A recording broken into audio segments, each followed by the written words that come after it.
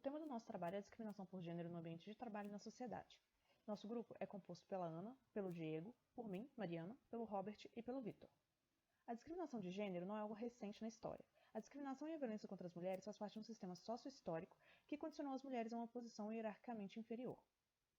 A mulher assumiu um papel de inferioridade com relação ao homem já na época dos gregos antigos. Isso conferia às mulheres uma posição de menor destaque, onde seus direitos e deveres estavam sempre voltados para a criação dos filhos e aos cuidados do lar, ou seja, para a vida privada, enquanto o homem assumia a posição superior, detendo o direito de exercer uma vida pública. O filósofo Filon de Alexandria, há cerca de 2.500 anos, defendia a ideia de que a mulher possuía uma alma inferior à do homem, reforçando a ideologia de hierarquização masculina em relação à mulher e sua consequente subordinação. Para Aristóteles, a inferioridade da mulher em relação ao homem, que a exclui da participação na vida política e a impede de alcançar uma vida plenamente feliz, possui sustentação biológica e psicológica, sendo a mulher naturalmente sujeita à subordinação e o homem mais talhado ao poder. Parece algo distante, mas infelizmente não é. Por mais que ao longo dos anos as mulheres tenham conquistado direitos, ainda persiste o pensamento de que a mulher seja inferior. Pensamento este manifestado através dos altos números de violência física, sexual, moral e psíquica. Na sociedade brasileira, o papel da mulher cresceu à medida que se questionou a divisão sexual do trabalho. Atualmente, as mulheres estão presentes em quase todas as profissões. Aos poucos, a mulher passou a ocupar cargos de chefia e comando, mas os homens ainda predominam na diretoria das empresas e em funções gerenciais, principalmente no setor privado. Apesar das mudanças da legislação trabalhista, muitas mulheres continuam sofrendo discriminação no mercado de trabalho brasileiro, uma vez que algumas ocupações ainda são vistas como tipicamente masculinas ou femininas em razão da prevalência de uma cultura machista, herança de uma sociedade patriarcal.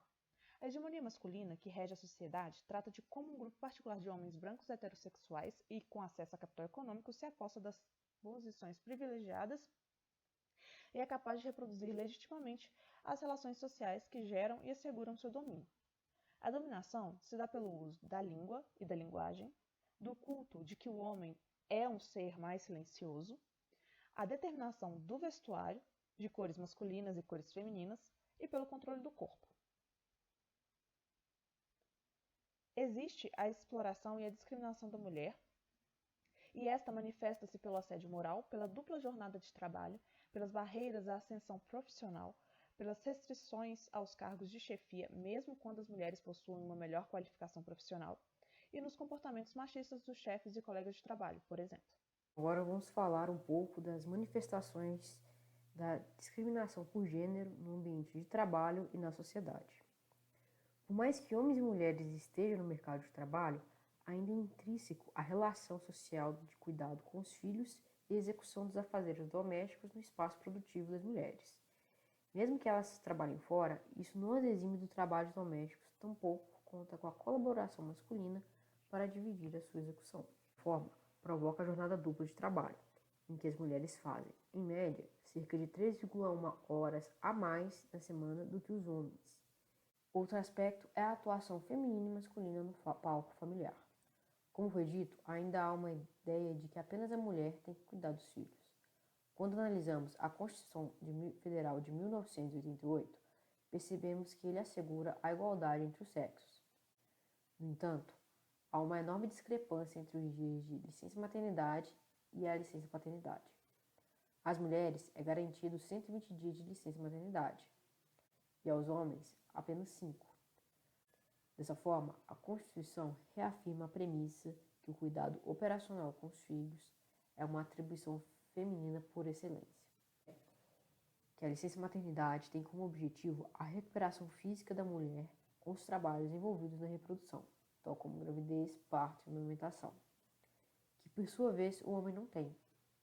No entanto, temos que considerar que o período faz também o reforço aos vínculos com o recém-nascido e a adaptação do responsável à nova realidade familiar.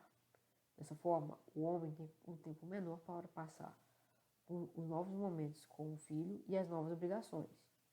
Como consequência disso, é possível que o homem sempre possa associar que o trabalho de cuidar dos filhos devam ser sempre supridas pela mãe. Então, galera, eu vou falar um pouco sobre a diferença salarial. A gente vai usar como base uma pesquisa feita pelo IBGE em 2019, que apontou que as mulheres recebiam apenas 77,7% do salário dos homens, e os cargos de editoria e gerências eram apenas de 61,9%, sendo a pior região o Sudeste, com apenas 34,7% dos cargos gerenciais do país eram ocupados pelo sexo feminino. E a gente mostra também que a faixa etária entre 25 e 34 anos, apenas 25% concluíram o nível superior, sendo que dos homens eram apenas 18%. Apesar disso, elas são minorias nos cursos de ciências exatas e produção. Em engenharia, por exemplo, elas correspondem a apenas quase que um quarto, sendo de 21% dos alunos.